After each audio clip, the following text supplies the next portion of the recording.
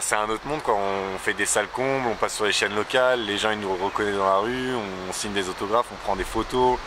Sur les réseaux sociaux, c'est juste une dinguerie, il y a des gamins qui mettent les photos de leurs meilleurs joueurs, enfin, c'est un rêve éveillé pour moi.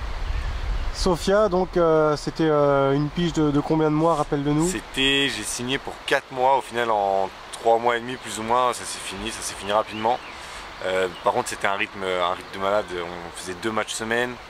Donc mercredi et samedi, et on enchaînait tout le temps, on n'avait pas le temps de se reposer, donc c'est vraiment 3 mois qui sont passés super vite. Ouais, la vie là-bas? Super, c'est vrai que quand on est français et qu'on doit payer 20 € pour un resto au minimum, et qu'on arrive là-bas et que pour 5 € on peut manger comme un roi, c'est vrai que c'était plaisant là-dessus. Au niveau de train de vie, c'était cool.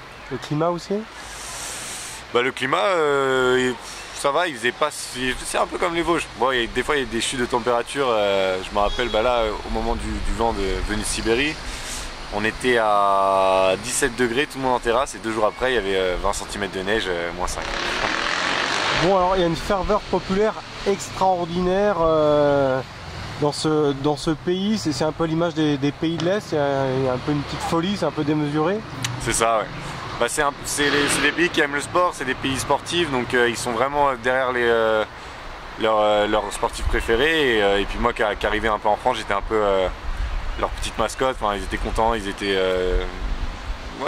content, c'était nouveau, j'étais français en plus, c'était un peu la classe pour eux. Et non, c'était vraiment cool.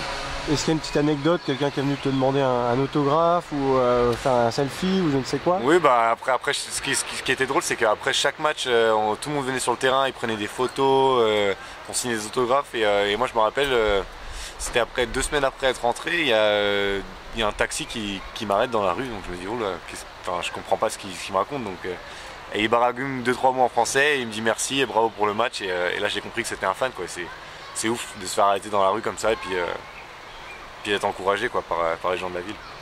Bon, t'es rentré il y a peu et tu as pu assister donc au dernier match à domicile du SAS face à Martigues, hein, qui fonce vers la Ligue B, ce fut dur. C'est ça. Après c'est compliqué pour le SAS, ils sont en fin de saison, mais ils ont quand même fait un beau taf, même s'ils auraient pu faire mieux. Moi je pense que c'est une belle équipe, c'est des joueurs que j'ai côtoyés, que j'adore vraiment tous les joueurs qui sont là, et je pense que même l'année prochaine, j'espère que le SAS ira loin et qu'ils viseront la Ligue B incessamment sous peu. Bon, qu'est-ce que tu as vu comme différence face à l'Ogre Martégal samedi soir? C'est une équipe de Pro B, c'est des joueurs qui pensaient jouer en Pro B. Au final, ils sont descendus en élite au dernier moment. Donc pour moi, c'est normal qu'ils soient premiers. Enfin, c'est normal, c'est des joueurs de Pro B, donc forcément, quand ils arrivent en élite, c'est un peu facile pour eux, on va dire. Il y a plus de puissance à tous les postes. Comment tu juges ça? Ouais, moi je dirais que ils étaient au-dessus sur tous les postes. Après, c'est leur taf, ils s'entraînent tous les jours, ils font un rythme de pro, quoi. Donc c'est normal que les résultats suivent, mais dans tous les domaines, que ce soit à l'attaque, dans le fond de jeu, sur tous les domaines, ils étaient au-dessus, je pense, et au-dessus du championnat en lui-même. Bon, il reste un petit match à Épinal du côté de Montpellier, un club que tu connais bien. Ouais, je vais suivre ça de très près parce qu'il joue contre mon petit frère, donc on va suivre ça de très près, et puis on espère, je peux pas choisir de camp cette fois, j'espère que ce sera un beau match, on va dire. Bon, ton avenir, comment tu le vois? C'est une bonne question, pour l'instant c'est en négociation, je veux vraiment retourner dans la sphère pro, sûrement en France d'ailleurs, parce que ça me manque de parler ma langue, quand on est allé loin c'est compliqué, mais ouais, Pro A ou Pro B l'année prochaine normalement, j'espère. Bon, tu es en contact clairement avec un club de Ligue B, c'est ça? Je suis en contact avec plusieurs clubs, certains en Liga, certains en Ligue B, mais je laisse mon agent gérer. Après, pour l'instant, on verra bien, c'est à lui de faire le taf, on va dire. Quel est ton choix, toi? C'est d'avoir du temps de jeu en Ligue B ou peu de temps de jeu et jouer un second voire troisième rôle en Ligue A? Et bah c'est exactement la question que je me pose en ce moment parce que j'ai un peu les deux possibilités et je suis un peu mitigé, on va dire. C'est soit je joue, soit je vais dans une équipe où je jouerai moins, mais je progresserai peut-être plus parce que les entraînements, donc c'est en réflexion, on va dire. Alors justement, tu es jeune, est-ce que tu te dis j'ai quand même besoin de temps de jeu pour la confiance? Moi je pense que si on travaille dur, que ce soit en Ligue B ou en Ligue A, on progresse. Et même si je joue pas en Liga, le travail fera que je vais progresser et tôt ou tard, essayer de piquer la place du titulaire, on va dire, si c'est en Liga. Bon, est-ce que tu as pris des conseils des joueurs expérimentés d'Épinal? Il y a quand même des joueurs qui ont joué au haut niveau, on pense à Brankovic, etc. ou François Mérel. Bah, on en a parlé un petit peu, après c'est vrai qu'on est vraiment proche dans l'équipe, donc c'est d'ailleurs pour ça que je suis revenu voir leur dernier match.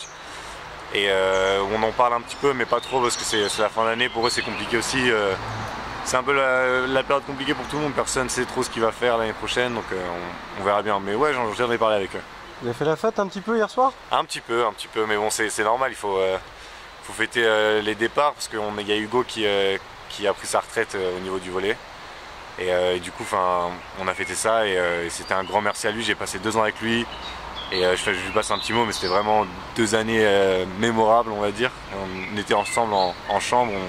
Enfin, moi, j'ai un super bon souvenir de ce gars-là. Bon, qui c'est qui reste, qui c'est qui part à Épinal là?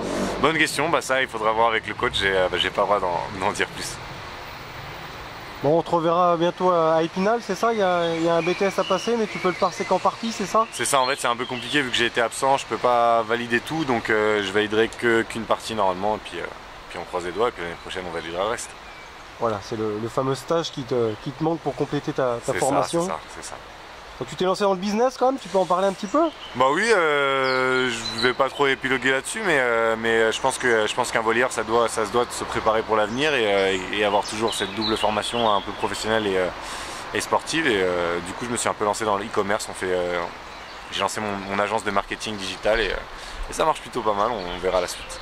Avec un associé, alors qu'est-ce que vous commercialisez? En fait, on commercialise pour l'instant, on a un contrat avec un fournisseur de pinceaux et d'autres produits de make-up, mais principalement des pinceaux pour les filles. Donc c'est un peu drôle, un sportif qui vend du make-up, mais bon, ça marche donc. C'est bien, t'as mis le pied à l'étrier, tu penses déjà à ton après-carrière alors que tu es encore jeune. C'est ça. Bon bah au plaisir alors. Merci. Tu nous donneras des nouvelles. Je donnerai toujours des nouvelles, j'adore cette ville et j'essaierai de repasser autant que je peux.